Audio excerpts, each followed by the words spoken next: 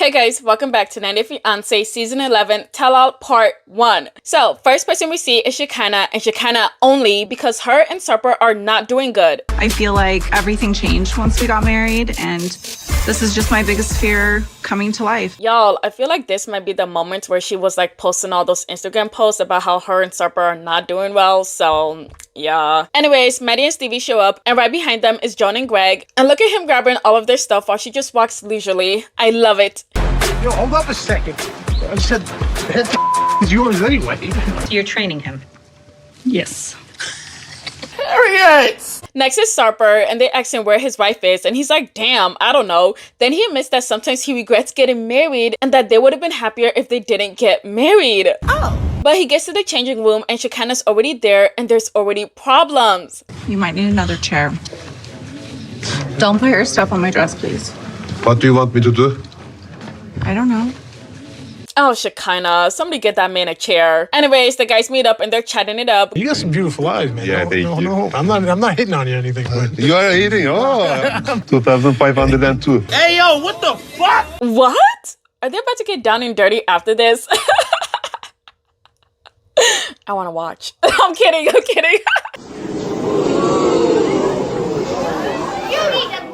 But Sean and Aaliyah show up, but they said a lot of things happened since the last time we saw them, so yeah. Anyways, back to the boys. Guys, can you notice these or? Oh, great heavens! Yeah. My goodness! He said that he has to go figure this out, so he leaves and he starts blowing his armpits. Cool as a cucumber. Moving on, Jessica and Juan finally show up, but they have nothing interesting to say. So we're gonna move back to Sean and Aaliyah. So Aaliyah's getting ready and production gets a bit nervous. And so they tell them to hurry up. Obviously, we're on a time crunch. So within the next 20 minutes, if we can do this, get dressed. For sure. Y'all, you can tell that she doesn't want them to show up after the tell-all. Hey.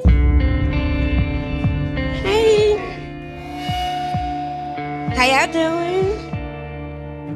Moving on to some hot tea. Shekinah and Stevie are talking, and Shekinah tells her that Amani messaged her on Instagram and said, I love you, but I'm sorry in advance for everything I'm going to say about you at the tell-all. Excuse me? And I was like, whoa, you're planning ahead to be a bitch to me, and you haven't even met me felt yet. it. Facts, because damn, bitch. Honestly, I'd rather a Shekinah than a Amani because, yeah. I hate that girl. Anyways, we see Mark and Mina, but then Amani and Matt show up, and obviously, as we can all tell, she got some serious work done. Ew, you're ugly. I got a BBL, I've gotten a nose job. I felt the pressure to go do all these surgeries to fit into this box that society created. Huh? And in the process of doing so, I lost pieces of myself.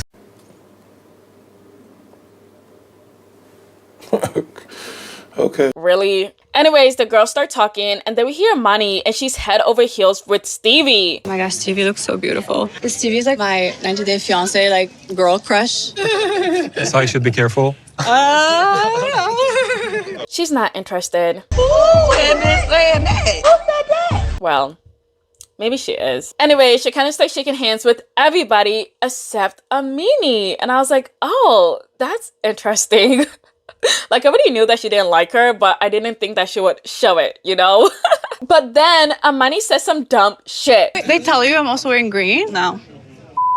They're different colors of green. It's fine. Right, what the fuck? Hey pal, you just blowing from Stupid Town? Well, yes. But production says that they know that they got into it, and she's like, yeah, she tried to talk to her, but she kind of kept one-word answers with her, and she doesn't know why. Sure you don't. Okay, moving on. Everybody gets out because it's time to start, and Aaliyah's taking forever. Again. I'm gonna beat her fucking ass. Fortunately, they make it out on time. Barely. Are you guys always late? You're just coming in now. I'm just kidding. But now it's time to start, and Sean looks extra beautiful today. Oh my gosh. And also Ani, the girls are looking good. Well, most of them. Anyways, we start, and Sean talks about Shekinah and her new face because apparently she got work done again. And then we hear Sarper whispering, and he's like, of course she did. Sorry, you're gonna have to speak up. No! Then they said that they had no honeymoon and Sarper never got her a wedding band and says that she keeps complaining about it. And then for some fucking reason, Matt wants to pipe in with something nobody asked for. The fuck? I'm blessed that when my wife married me, I put a stainless steel band around her finger. It was like $100. Not even. I mean, I'll say it right now. I'm privileged to be next to her today. It's not about you guys this time. I'm talking about you. There is so much to dig into. Right. Shut the fuck up. Who asked you? Nobody. Moving on to my girl Mina and Mark. She was able to convince Mark for them to move to Boston. But now we move on to Amani and Matt, and she adds more things that she got done. I got a nose job, temporal lift, BL, a mini tummy tuck, and lipo. Body overhaul there. Yeah. My goodness. I'm not gonna lie, she looks so much better before. Now she looks... Be nice. I'm finding it. It take you that long to find it? It does. crazy. And she also reminds me of like, I don't know, because they don't look the same, but when I saw her, my first thought was like those people from like the Dr. Seuss, like specifically from like Wooville or whatever they're called. Hello, my friends of Whoville. Do they even look the same? I don't know, but when I saw her, my mind just went straight to them. Also, of course, she looks like Michael Jackson. Everybody been saying that, but... But Annie says that she's crazy because she did all that work at the exact same time. And then Amani decides to drag Shekinah into this. Unlike Shekinah, it's not necessarily something I'm proud of. Honestly, it's taking everything in me to not lean over the table and just punch this bitch in the mouth. Actually, I kind of got pressure from like social media image. You did it for the wrong reason. What are your reasons? So Shekinah says that she did all her surgery for herself while Amani did it for society, and those are completely different things. But Amani's dumbass is like, well, anyways, after the surgeries, I went through a huge identity crisis because I didn't look like myself anymore. Huh? Like, no shit, bitch. Who gets plastic surgeries just so they can look exactly the same? So you didn't want to look like yourself. That's why you got the surgery, right? Well, I don't want to lose who I am and not look like myself. Huh? Girl. Congratulations, you just said the stupidest shit I have heard all day. Like the fact that you put those words together in a sentence and thought that shit was okay, crazy. But then what was the point of getting surgery? You're rude. But Sean is like, obviously y'all have some history, so what's going on?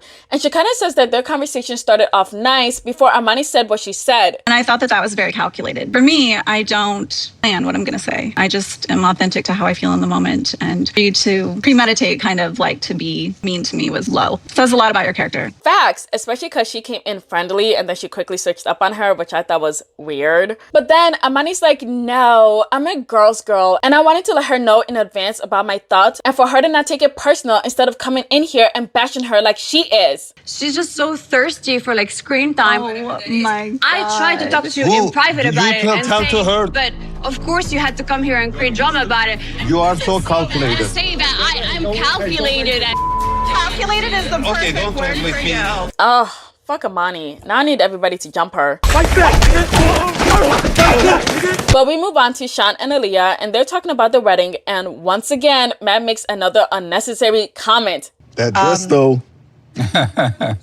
So, on a scale of 1 to 10... Somebody needs to cut off his mic. I'm so serious. Cut that shit off. But then, they shared that they aren't having sex anymore, so yeah, that's not surprising. Moving on to Jessica and Juan. She has still not learned Spanish, and she kind of butts in and is like, why does it matter? He speaks English just fine. Girl, shut the fuck up! Like, oh my gosh. Y'all, I ran from liking her to hating her so fast.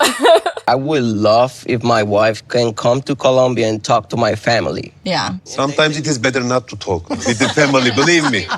You might be right. Fuck that bitch. Okay, time to officially start. So we're starting off with Shekinah and Sarper. So she gets emotional because after they got married, everything changed. Apparently Sarper changed and went through depression. He then says that he wants to be in control and he doesn't like being married because it brings a lot of responsibilities into his life. Every morning, take the garbage out, Sarper. Take the dog out, Sarper. Yeah, Sarper doesn't like responsibility. We need to go shopping, Sarper. Drive me here, Sarper. Carry this, Sarper. Fix that, Sarper. What the fuck? Does he even like Shekinah? Oh, hell no! Also, what did he do when he lived by himself? Because Those are things usually everybody does. Does he just not do the bare minimum? Because all those things sound like basic things that, once again, everybody does. With her rules, I feel dependent. In Turkish, we have a saying. Instead of feeling dependent to a butcher, I cut my penis and eat it. What? The fuck does that mean?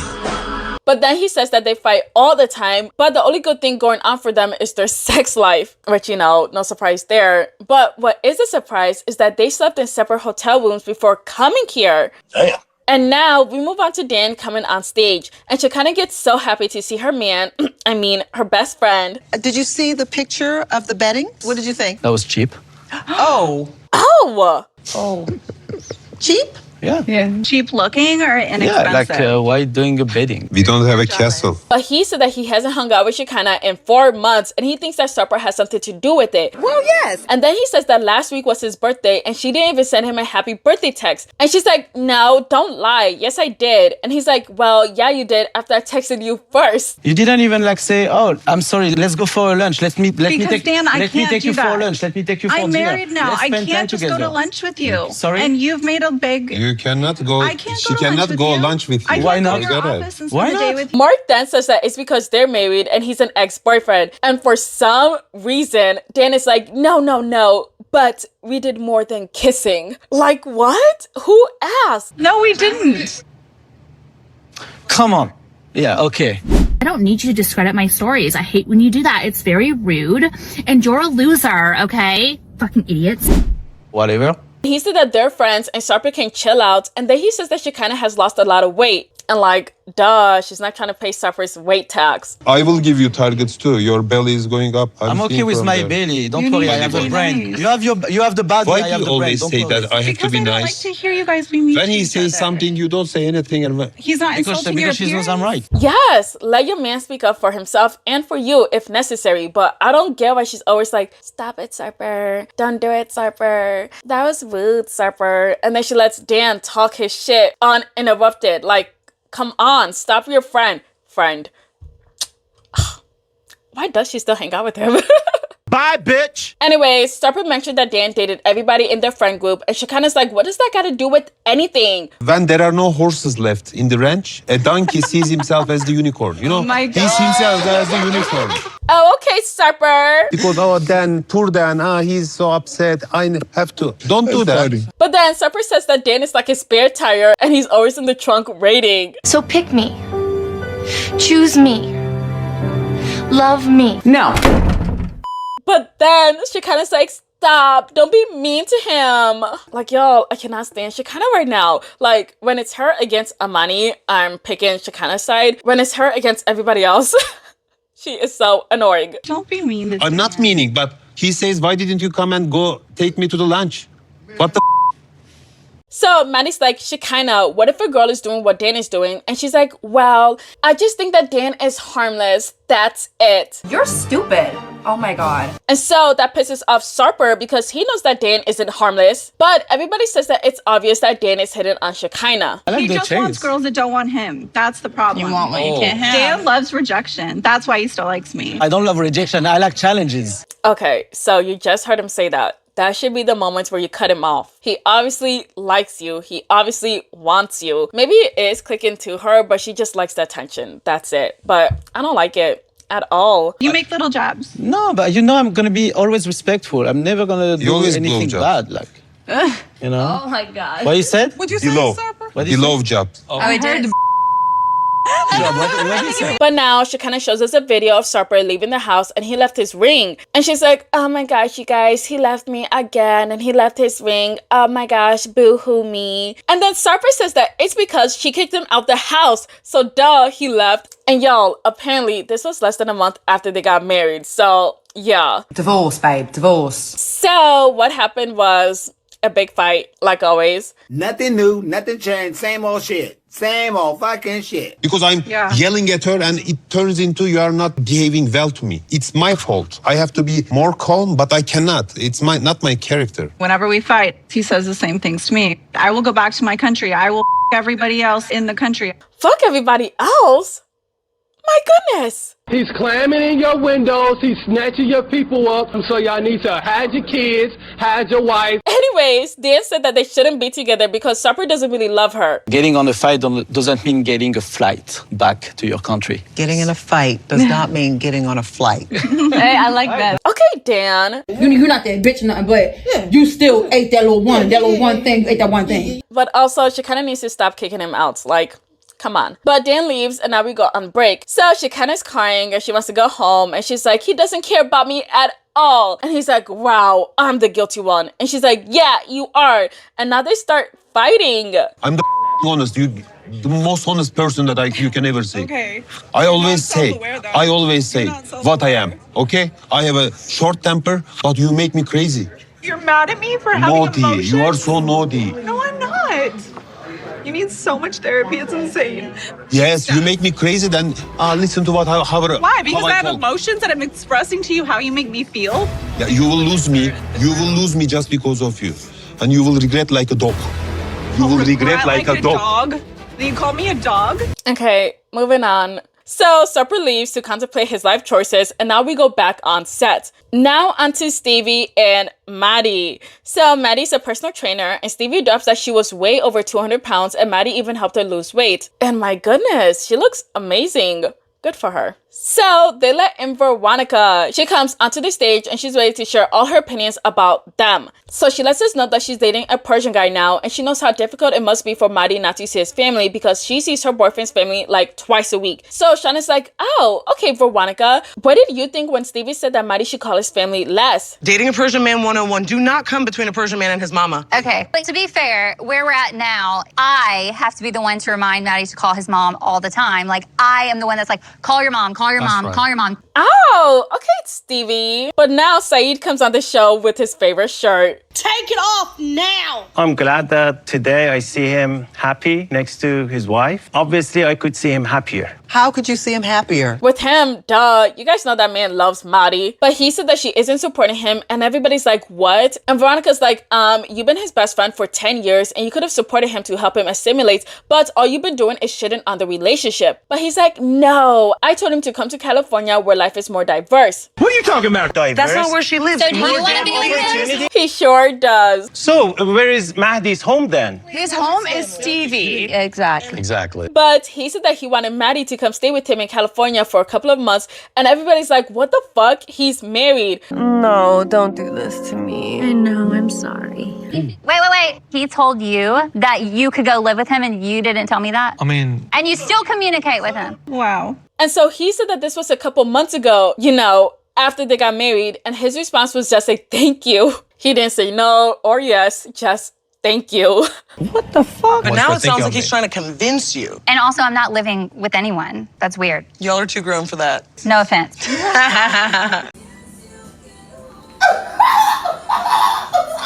But then SAEED is like, oh, okay. Well, Mahdi has taken the biggest risk by living his family, and guess what Stevie's big risk was? Crossing over a bridge to go pick him up at the airport. Wow, that is so rude. You don't know what I've done. True friends support each other, and you haven't done that since the moment you met her. He is destructive.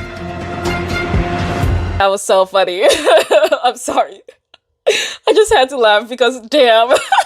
But Stevie repeats what she said the last time, which is, I don't allow people to get close to me, which is still a really dumb answer.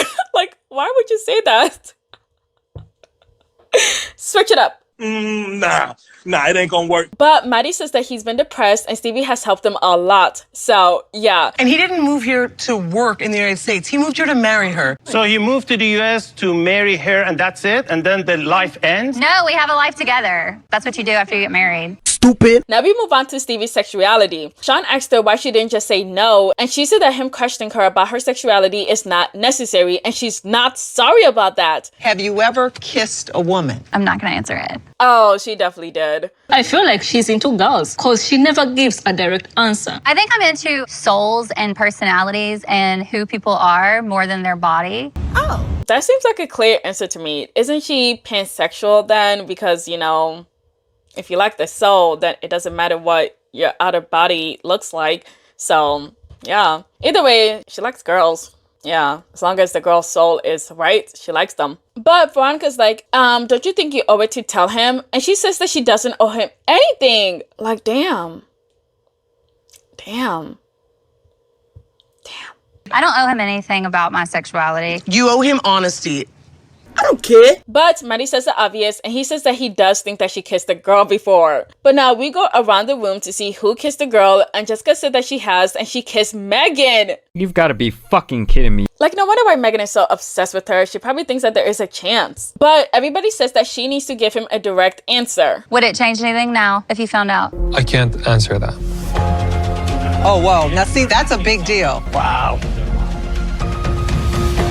Well, now she's gonna forever say no, so yeah. Congratulations, you played yourself. But he said that he wanted to research it first. Like, research what? Then I wake up tomorrow and like, maybe you want to do something with another man. Anything could happen. Maybe the answer matters to Mahdi. That's how you I think. didn't ask you. I'm sorry, this is so funny. But we say goodbye to Veronica and SAEED, and now we go on break again. And then we find out that Jessica kissed Megan at her bachelorette party. Like, I thought that they kissed years ago, but the fact that happened just a couple months ago, like, okay.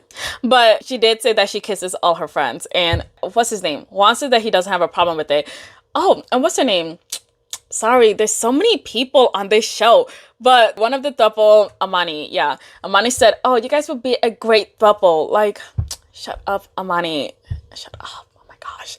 Anyways, Mahdi goes and asks Sean for some advice. And then Stevie walks in and she's like, are y'all talking about me? And they're like, no. Well, yes. I was saying, you know that old bitch you're married to? You better drop her ass fast. I don't know why you're worried about the sex stuff. That age stuff is a killer. Oh my gosh. You okay? Yeah. Got really quiet when I entered. Stevie says that she doesn't get why everybody cares about her sexuality and she won't tell anybody except Mahdi. But Mahdi made it very obvious that he might leave her if he doesn't like her answer. So, that's a conversation we'll have to have later. But now we go back on set and we're doing Greg and Joan. So they're still living at home with his mom. And Joan is sad because she wants to move out now. You have no privacy, sometimes intimacy. So it always affects us, me and him. I'm a married man and you know what I mean? I want to give her a home. Then give it to her. Y'all can easily rent something. But he keeps saying, no, I want a house. You can't afford a house. Go ahead and rent. No! But now they bring out Ed.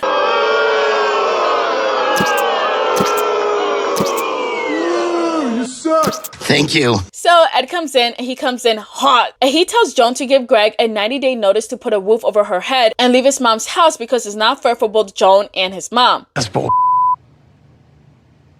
I know that sounds kind of harsh, but... No. I'm just kidding. That was a good one. Oh my gosh, she got me too. Of course. But Lucille comes on stage and we see a flashback of Joan telling Lucille to leave her own house. And Shekinah is pissed and she's like, how do you even have the nerve to say that? And Joan is like, no, I wasn't telling her to leave her house and give it to us. When I came to the house, she was there like all day. That's her house. Right. The nerve. The audacity. I don't care. You know, bless your heart, Colt. I mean, I'm Greg. Wow, that's a... No, I'm sorry, but look. But Ed says that he's being unfair to Joan and Lucille. And then Sarper's like, no, Joan is being ruthless to Lucille. And Lucille's sitting there and she's like, yeah, she is. And in that scene, she definitely was. Because I would never, ever back up Joan for what she said about Lucille. But moving on, they're trying to have kids while, still under her roof.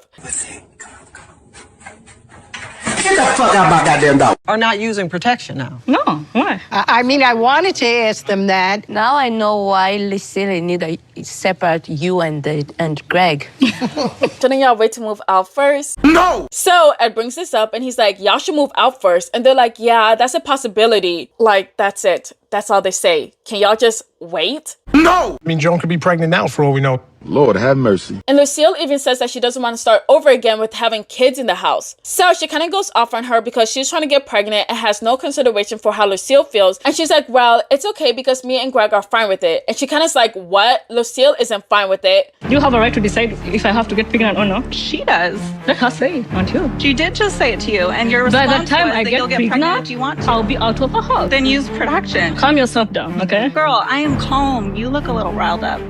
Jesus. Y'all, Joan is pissing me off. Her main argument is that because they're married, they don't have to use protection, which, okay, fine. But you guys are still living under her roof. And you guys can get pregnant under her roof. So, wait until you guys move out and then start trying. Like, come on, it's just common sense here. Or at the very least, decency. Use protection while you're in her house. I'm not. What are you going to do?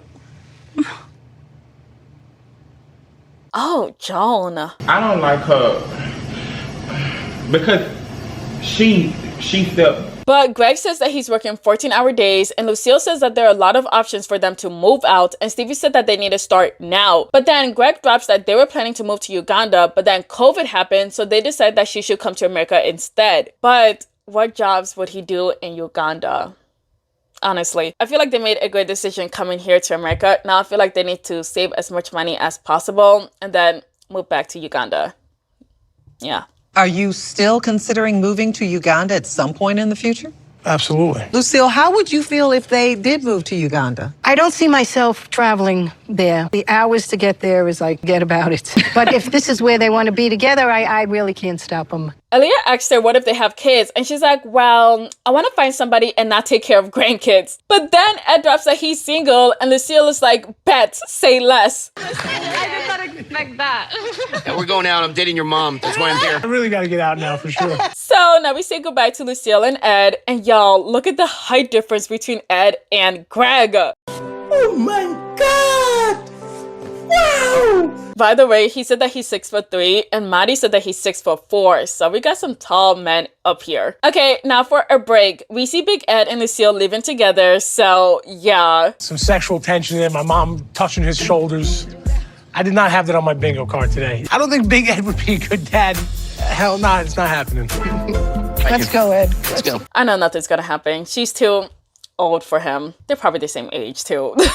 Okay, now for the throuple. So they're all still together. Oh no, this can't be. I bet she's still in it for the bag. How long were you not talking? We took like a week and a half of not talking. We don't talk maybe 1 month. No, for a week. We didn't talk for a week after we went back. Or maybe 2 weeks. Couple weeks. I believe Ani Yes. on everything. I believe Ani too, because in a way you go from a week to a month, okay? Somebody's lying. But Amani sent Ani flowers and they started spending more time together and merging their families together. I hate it here. Sean is like, how do you guys explain this to the kids? And they said that the kids understand that it's love, but when they go out, they tell people that Ani's their freaking nanny.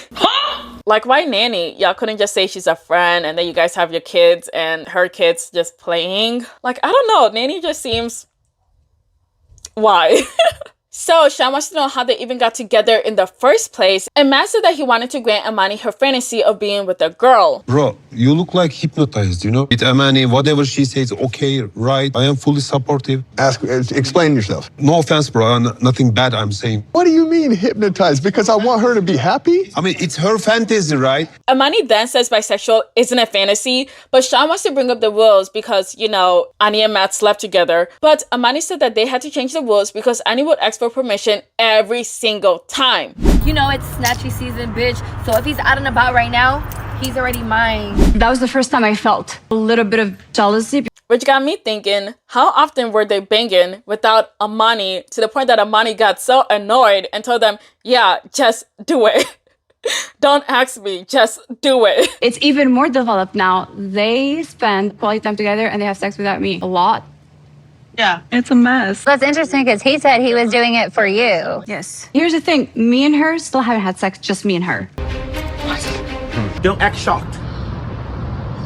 Am I surprised? Hell no. So then they asked Ani if she even wants to bang Amini, and she's like, yes, of course. You lying? Yeah. But then Amini drops that Matt always goes to see Ani all by himself because she's always working. And Sarper's like, aren't you jealous? And she's like, no, not yet. And so you give a toy to Matt. Oh my. Out of pocket for that shit. It's not a tour. It's not like I went and recruited Ani because I'm so busy. I need to find like somebody to do what I can't do. That's not the case. But Ani says that this is all because Amini and her don't really have time to spend any quality time together. But then for some reason, Sean all of a sudden wants to know what Matt thinks about Amani's new look. You know, I support her every day in my life, no matter how she looks or what she decides to do. It is so bad I want to give you a 0, but that's not possible. So I give you a 1. But Amani's like, nah, that's not what happened. Joan and Ani did say that I didn't have an ass, I didn't look attractive, but I was too skinny. Amani will always hear the worst of it. They sat me down like an intervention and they were like, well, you look too skinny. It was just like stuck in my head, like I need to change something about it. So Matt is trying to defend himself and she's like, no, y'all kept saying that I lost my ass. That's what you presume. 100%. And if that's true, y'all, that is horrible because they really ganged up on her and said, you need to look better. But then I remember that she said, it was society that told me to change. Society said I needed a big ass and then a smaller nose and then this and that and that and this. So is it society or Matt and Ani? But Ani says that she is not with the surgeries. I begged her not to go. I begged her not to. You told her not to go through with it. But then she goes on a rant and she's like, plastic surgery is not a flex because you just keep going and going and going and doing more and more and more. And then she shades Shekinah. That's how you're going to end up with 3 facelifts and 3 nose jobs or whatever, like Shekinah. But it seems Shekinah's very happy with her results. I mean, she's done multiple surgeries. Oh my God. Girl, can you stop throwing shade every chance you get? No. So Shana's like, what's going on? And Amani said that she kind of misunderstood what she said earlier in those text messages and she's never going to change her image on her. Like, why are we still on this? Get over it, lady. Let it go. No! But then Shekinah said that she asked her a question and it was a personal one and she asked her not to tell anyone. And so Amani's like, do you want to share it with the rest of the class? And Shekinah's like, what don't you understand about a personal question? Keyword personal. But then Sean is like, well, what was the question? Like, okay, Sean, it's about time you stepped into your messy era. So Shekinah still doesn't answer, but Amani sure does. She asked if Ani was trans and told me not to tell Ani, but of course I told her. You're not trustworthy. I literally asked My you. priority and my loyalty is to my girlfriend. But are you? Is your loyalty to hurt her feelings? I didn't hurt her feelings. You did. Shekinah said, why is that shameful? And Amani says, if I were to ask any woman here if they were trans, would you be offended? Huh? And Shekinah's like, no, because I think trans women are beautiful. But you, Amani, clearly have a problem with them. Show. Of course, I love the trans, but to tell me I am trans? I didn't tell you you were. I asked her. Look at you. And you make new surgery for changing your face? You are the trans. Come on, girl. Huh? And y'all, I'm like, damn, because the only person I'm thinking about right now is Aaliyah. Poor Aaliyah. Oh my gosh. That's insane for me. Girl, you are fired lagging up too far over away. I mean, it's nothing. not You needed a crusade. It looks like I gave you one by asking a simple question. So now you can go off. You're so annoying and you're so fake and I'm tired of it. Nah, y'all, I honestly feel so bad for Aaliyah because it sounds like, I don't want to say it sounds like an insult, but it low-key sounds like an insult. Like, nobody there wants to look like they're trans, okay? So that it makes her look like, what does that say about me? Do I look bad or what? I feel like she kind of was able to like sneak out of it by saying like, no, all trans people are beautiful. It's not a problem. But it's Amani that's like, would anybody be offended here if they got called trans? So yeah. But also there were a lot of people that thought Ani was trans. I personally never saw it. I thought that she looked like a regular I thought she looked like a biological woman, okay? When I first saw her, trans did not even go through my mind. Anyways, that was a great tell-all. I'm not gonna lie, 10 out of 10. I thought it was gonna be boring because, you know, the season was boring. And I thought that they would bring like these 90-day fiance old people to make it like spice it up. But honestly, they didn't need them, okay? They did it all by themselves. They did a great job. Anyways, can't wait for the next episode. But that's the end of this video. But wait, and I give a super thanks to 6 super thanks. The first one is Michael. Thank you. You're not my scrapbook. Psycho Wolf. Thank you. You're not my scrapbook again. Exclusively exclusive. Thank you. You're not my scrapbook again. AK Pixie. Thank you. You're also my scrapbook again. Teresa May, thank you. You're not my scrapbook again. Last but not least, Tell Beans, thank you. You're not my scrapbook again. Thank you so much for watching. Please leave your thoughts in the comments below. Please like, share, and subscribe. Thank you. Bye.